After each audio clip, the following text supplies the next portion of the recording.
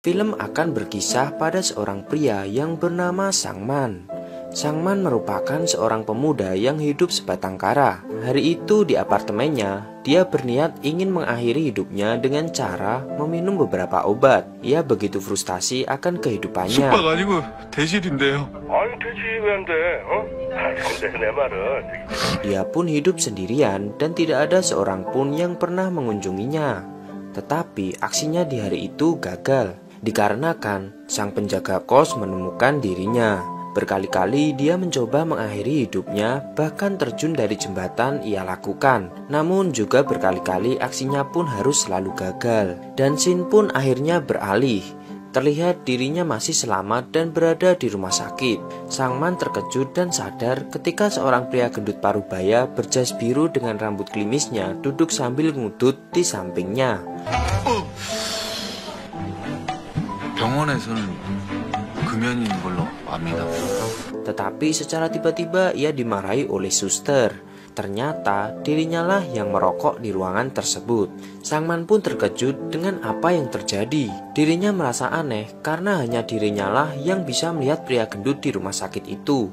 Sangman pun menceritakan hal aneh tersebut kepada psikiater. Sang psikiater itu menjawab jika itu adalah hal yang biasa, dikarenakan efek dirinya yang selamat atas percobaan bunuh dirinya tersebut. Di tengah perbincangannya itu, dirinya mendengar suara wanita menangis dari dalam lemari di belakang psikiater. Sangman pun mencoba memeriksa dan benar saja, dia menemukan seorang wanita yang sedang menangis terseduh-seduh. Sangman pun memarahi sang psikiater karena hal itu. Sang psikiater hanya terheran-heran karena dirinya tidak melihat apapun di dalam sana. Sangman pun saat itu langsung diamankan karena sang psikiater merasa bahwa Sangman sudah gila. Di malam harinya keanehan pun terjadi lagi, di mana Sangman melihat pria tua sedang jongkok di atas meja resepsionis. Ternyata pria tersebut sedang mengganggu suster yang sedang berjaga. Pria itu nampaknya menikmati pemandangan kala itu. Sangman pun menyadari jika pria tua ini bukan manusia, karena secara tiba-tiba kakek tua itu membesarkan kepalanya dong. Dan betapa terkejutnya dia ketika tiga hantu penasaran berada di sampingnya. Dia pun makin yakin ketika makhluk tersebut bukanlah manusia, dikarenakan kemanapun Sangman pergi, ketiga hantu tersebut selalu mengikutinya. Sangman pun pingsan setelah apa yang terjadi. Di pagi harinya, Sangman sadar jika bukan hanya 3 hantu saja, tetapi ada 4 hantu, di mana saat itu bertambah hantu anak kecil berbaju kuning bersama mereka. Sangman pun menyadari berapa nyaris mati dirinya, sebanyak itulah dirinya dapat melihat hal yang tidak biasa. Karena itulah dirinya memutuskan untuk memeriksakan hal tersebut kepada dukun. Dukun pun menganalisa kasusnya. Diketahui Sangman harus membuka dirinya. Di sini Sangman pun masih tetap ingin mati. Tapi dukun berkata itu tidak bisa dilakukan. Jika Sangman tidak melakukan apa yang diinginkan hantu-hantu ini terlebih dahulu, dia harus merelakan hantu-hantu ini menyelesaikan urusan mereka secara bergantian. 쟤들 보내기 전에는 못 죽어 알겠어? 왜요? Dan barulah Sangman bisa melanjutkan niat bunuh dirinya itu. Mau tak mau dengan bertatih, Sangman pun harus melakukan hal tersebut. Dia pun selalu diikuti kemanapun dia pergi. Bahkan dia harus menggendong semua hantu-hantu itu. Dan hingga hantu itu dibawa Sangman ke rumahnya. Dalam hatinya berkata bahwa baru kali ini ada orang yang berkunjung ke rumahnya, meskipun dia sedikit berharap bahwa mereka itu adalah manusia. Semenjak itu tubuh Sangman dilakukan untuk hal-hal yang ia belum pernah lakukan sebelumnya, yaitu meminum alkohol, makan yang manis-manis, merokok, bahkan menangis pun dia harus lakukan di depan tetangga-tetangganya. Di pagi harinya, dia pun marah kepada hantu-hantu tersebut. Dia marah karena hantu-hantu tersebut menggunakan tubuhnya hanya untuk sesuatu yang tidak sehat. Sangman juga bertanya mengapa hantu-hantu itu harus datang di kehidupannya. Tetapi para hantu tersebut hanya menatapnya dengan diam. Sangman pun memutuskan untuk membantu para hantu itu untuk menyelesaikan urusan mereka yang belum selesai. Dikarenakan dirinya berharap semoga hantu-hantu itu segera pergi dari hidupnya, dan dirinya bisa melanjutkan niatnya untuk mengakhiri hidupnya. 제가 제 몸뚱이로 어떻게든 무슨 수를 써서라도 다 들어드릴게요. 다. Scene pun beralih pada rumah sakit.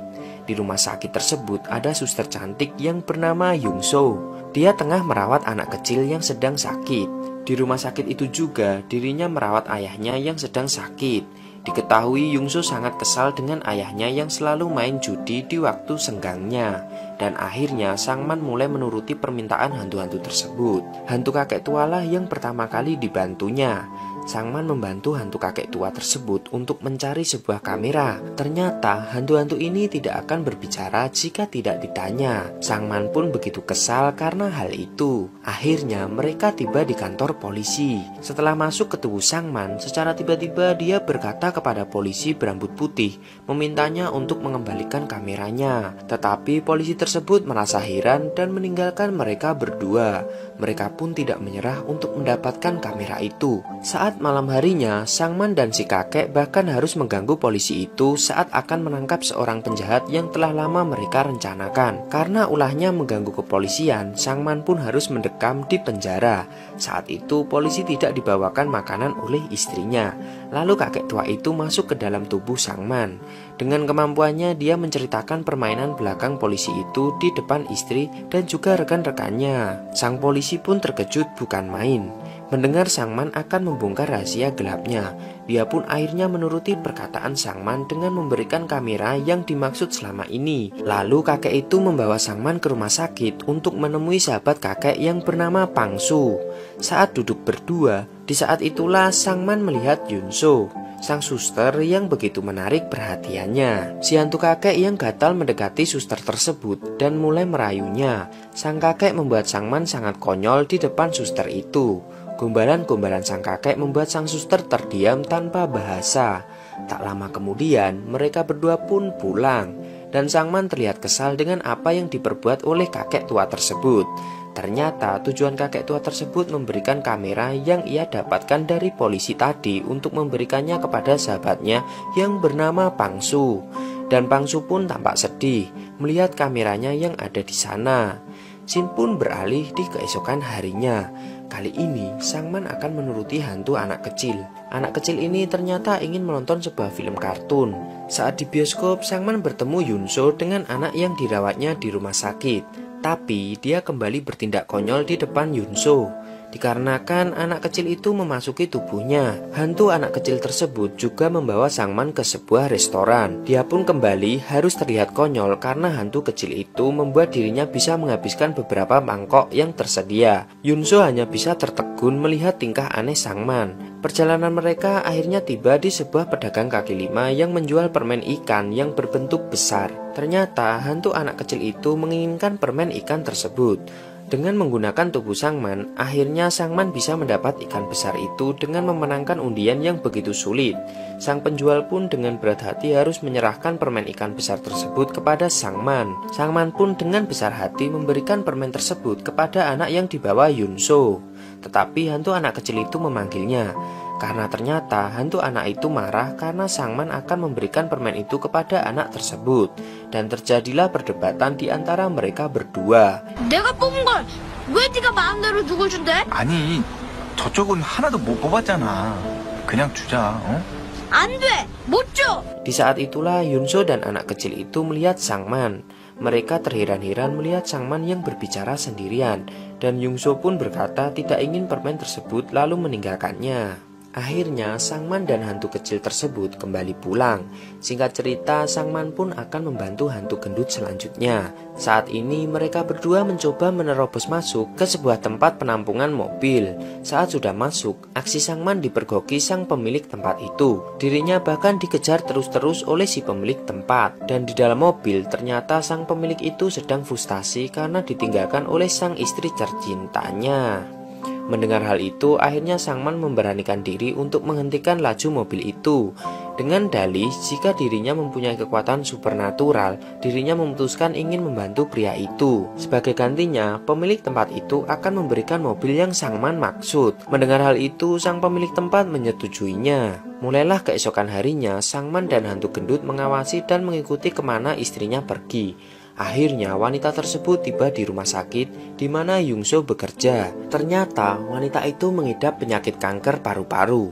Dan parahnya wanita itu sedang hamil.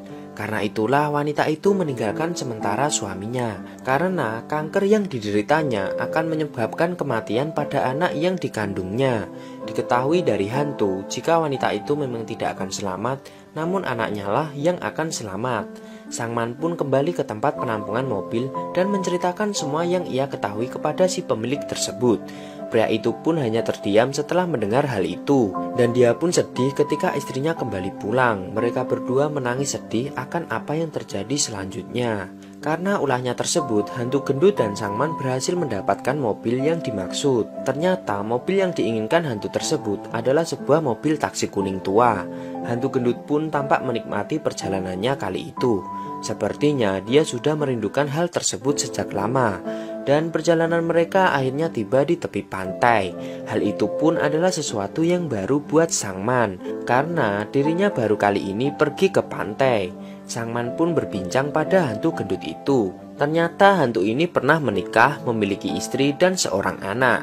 Hantu gendut sangat senang dengan suasana saat itu. Untuk melengkapi kesenangan di hari itu, sang hantu memaksa sang man untuk berenang. Sang man pun tak bisa apa-apa karena tubuhnya dikendalikan sang hantu agar mau berenang bersamanya. Saat itu juga hantu gendut mengajarkannya cara berenang. Ternyata hantu-hantu lain juga ikut di sana. Sang hantu wanita yang selalu menangis, hantu anak kecil yang berlarian, dan hantu kakek menatap laut yang terlihat begitu indah. Dan mereka berlima pun dengan suasana senja di sore itu. Kemudian keesokan harinya mereka berlima pun memakan permen ikan yang sang man dapatkan tempo hari.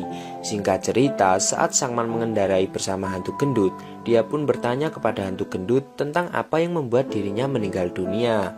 Hantu itu pun mengatakan jika dia meninggal dikarenakan waktu dulu mengalami kecelakaan saat mengendarai taksinya. Secara tiba-tiba mobil mereka diberhentikan oleh polisi, dikarenakan sang man mengendarai mobil sambil merokok dan membuang putungnya sembarangan. Dan di saat itulah dia pun harus menginap kembali di kantor polisi. Di kantor tersebut dirinya kembali terlihat konyol dikarenakan terkadang dia harus menjadi seperti hantu gendut saat akan merokok dan menjadi dirinya saat akan menghentikan aksi hantu itu, yang membuat para polisi merasa sang man seperti sudah gila. Jawabannya pun terkadang berbeda dikarenakan hantu tersebut, yang membuat dirinya terlihat mempunyai pribadi ganda. Welcome guest. Goodbye. Sayonara. Para polisi pun memintanya untuk memanggil keluarganya sebagai bentuk jaminan pelepasannya. Karena tidak memiliki keluarga, orang yang bisa membantunya hanyalah Yungso. Saat akan menjemput sang man, Yungso tertegun ketika melihat sang man berbicara sendiri, menceritakan kehidupannya yang selalu sendirian. Sang man terlihat begitu tulus menceritakan keluh kesahnya di tempat itu.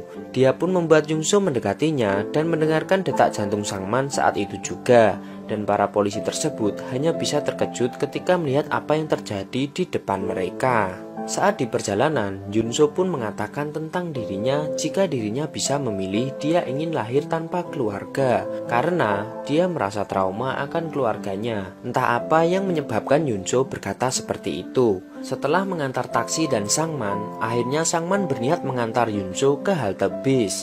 Awalnya Yunso naik sendiri. Saat bis pergi, entah mengapa sang man berlari dan menghentikan laju bis tersebut. Hantu gendut pun hanya bisa tertawa melihat kelakuan sang man. Ternyata sang man ingin mengantar Yunso sampai ke rumahnya. Sang man bertanya mengapa Yunso mendengar dadanya saat di kantor polisi tadi. Yunso pun meminta maaf karena dirinya sangat penasaran akan detak jantung seseorang. Lalu sang man pun tanpa basa-basi mendengarkan suara dada Yunso, yang membuat Yunso menjadi salah tingkah saat itu, atau bisa dibilang baper. Dan betapa senangnya sang man setelah mendengarkan detak jantung Yunso yang berdetak dengan kencang. Yunso pun hanya bisa tersipu malu akan hal tersebut. Akhirnya sang man pun kembali ke halte tadi. Dia terlihat bahagia di malam itu. Bahkan hantu gendut pun terus mengejaknya karena hal tersebut. Dan akhirnya tibalah giliran hantu wanita yang suka menangis. Permintaannya hanya sederhana, yaitu dia hanya ingin memasak makan malam. Ternyata hantu wanita itu ingin mengajak Yunso untuk makan bersama mereka. Karena itulah keesokan harinya mereka pun menemui Yunso di rumah sakit. Di rumah sakit tersebut akhirnya sang man bertemu dengan ayah Yunso yang sedang dalam perawatan. Tapi betapa terkejutnya Sangman melihat Yunso yang begitu kasar terhadap ayahnya. Di sini pun dijelaskan jika ayahnya lah yang membuatnya takut akan berkeluarga. Dia sangat berbeda pendapat dengan Sangman. Dia pun dengan marah meninggalkan Sangman dan juga ayahnya. Saat malam harinya, Sangman kedatangan tamu di apartemennya. Ternyata itu adalah hantu dari ayah Yunso, yang artinya ayah Yunso akhirnya telah meninggal. 내 말 좀 전해주겠나? Dia pun melayat ke rumah Yunso dan menyampaikan pesan dari ayah Yunso. Dan akhirnya diketahui dari Yunso bahwa saat dirinya masih kecil, ia tinggal dengan ibunya. Ibunya menderita penyakit yang membuat jantungnya terdengar lemah. Dan waktu itu dirinya tidak sempat membawa ibunya ke rumah sakit. Saat itulah dia pun berharap akan kehadiran ayahnya untuk membantu ibunya. Tetapi apa mau dikata, sampai ajal ibunya tiba, sang ayah pun tidak pernah datang. Karena itulah membuat Yunso begitu benci dengan ayahnya. Keesokan harinya, Pansu yang merupakan pasien Yunso menemui Yunso kala itu. Dia juga menasihati Yunso agar bisa move on dari masa lalunya. Pansu pun menitipkan kamera yang dibawa Sangman saat di rumah sakit. Pansu mengatakan bahwa dirinya tidak kuat mengantarkannya ke Sangman. Di sisi lain, akhirnya Sangman dan hantu wanita itu pun pergi ke pasar untuk mempersiapkan makan malam bersama. Hantu wanita itu pun terlihat bahagia ketika berjalan bergandengan dengan Sangman di pasar itu. Dan saat tiba, betapa terkejutnya Sangman ketika Yunso datang di saat itu. Tujuan Yunso tidak lain untuk memberikan kamera yang dititipkan Pansu kepadanya. Lalu di waktu bersamaan, Yunso pun diajak makan malam bersamanya. Dan akhirnya mereka pun makan malam bersama termasuk hantu-hantu tersebut. Yunso sangat heran dengan banyaknya menu makanan, yang padahal Sangman hanya sendirian. Yunso tidak menyadari bahwa ada 4 hantu di sekitarnya.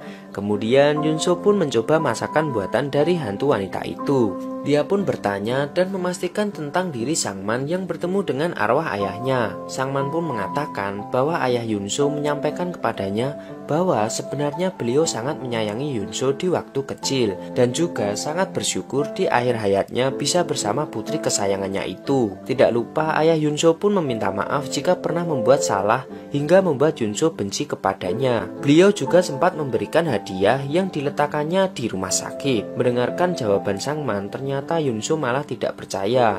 Dia pun berpikir jika Sangman benar-benar tidak waras. Lalu Yunso pun pergi meninggalkan Sangman.